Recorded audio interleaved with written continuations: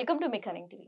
మన ప్రపంచం ఎంత ఇంటర్ కనెక్టెడ్ అయిపోయిందంటే ఒక గ్లోబల్ ఈవెంట్ మన రోజువారీ జీవితాన్ని, మన ఆఫీస్ రొటీన్‌ను సెకన్లలో మార్చేస్తోంది. పశ్చిమాసియా దేశాల్లో నెలకొన్న యుద్ధ పరిస్థితుల వల్ల ఇంధన వనరులైన పెట్రోల్, డీజిల్, ఎల్‌పీజీ గ్యాస్ కొరత మన దేశంలో స్పష్టంగా కనిపిస్తోంది.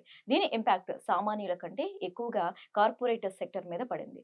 కంపెనీలు ఇంధనాన్ని ఆదా చేసేందుకు ఐటీ ఉద్యోగులకు ఇచ్చే రవాణా సౌకర్యాలను కట్ చేస్తున్నాయి.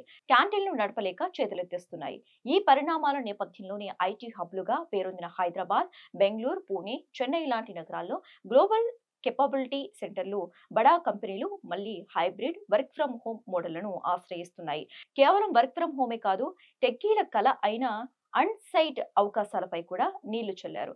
అసలు ఈ గ్లోబల్ ఎఫెక్ట్ ఇండియా ఐటీ రంగంపై ఎలా పడుతుందో ఇప్పుడు చూద్దాం.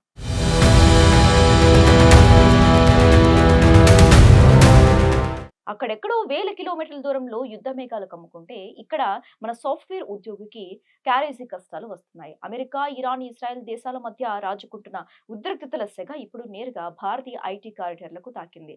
కరోనా టైంలో ప్రపంచవ్యాప్తంగా ఎలాంటి గడ్డు పరిస్థితులు చూసామో ఇప్పుడు ఆ స్థాయి సంక్షోభం ముంచుకొస్తుందని విశ్లేషకులు ముందే హెచ్చరిస్తున్నారు.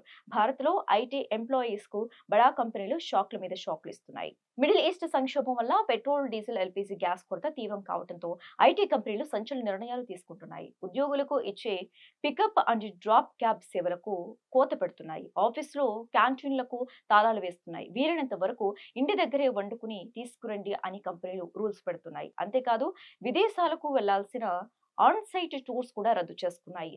అయితే కోవిడ్ నాటి వర్క్ ఫ్రం హోమ్ విధానాన్ని మళ్లీ తప్పనిసరి చేయబోతున్నాయి.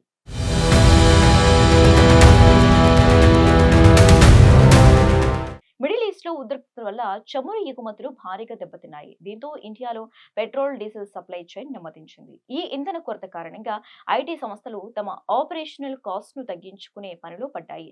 నిత్యం ఉద్యోగులను పికప్ అండ్ డ్రాప్ చేసే క్యాబ్ సేవలను చాలా కంపెనీలు ఇప్పటికే తగ్గించాయి. వాహన వినియోగం తగ్గించడం కోసమే ఉద్యోగులను ఖచ్చితంగా ఆఫీస్కే రావాలన్న నిబంధనను సడలించి మళ్లీ వర్క్ ఫ్రం హోమ్ ఇచ్చే సూచనలు కంపెనీలు ఉన్నాయి.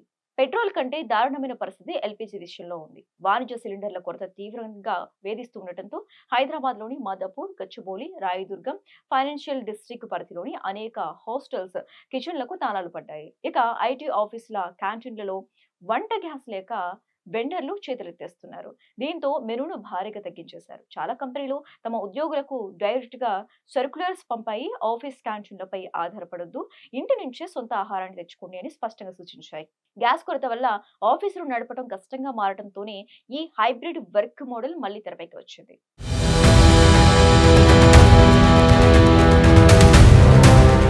సాఫ్ట్వేర్ ఉద్యోగులకు మరో పెద్ద దెబ్బ. ఆన్ సైట్ టూర్స్ రద్దు. టీసీఎస్, ఇన్ఫోసిస్, విప్రో, డిలైట్, అలాగే కేపీఎంజీ, జేపీ మోర్గాన్ లాంటి బడా ఎంఎన్సీ కంపెనీలు అమెరికా, అరబ్ ఎమిరేట్స్ తదితర దేశాలకు తమ ఉద్యోగులను ఆన్ సైట్ పంపిస్తుంటాయి. కానీ భద్రతాపరమైన ఆందోళనల దృష్ట్యా వ్యాపార కొనసాగింపు కోసం ఈ కంపెనీలు ప్రయాణ పరిమితులను అమలు చేస్తున్నాయి. ఉద్యోగుల భద్రత దృష్ట్యా ఆన్ సైట్ పంపకాలను తాత్కాలికంగా నిలిపివేసి చాలా సంస్థలు ఇప్పటికే వర్క్ ఫ్రం హోమ్ విధానాన్ని అమలులోకి తెచ్చాయి.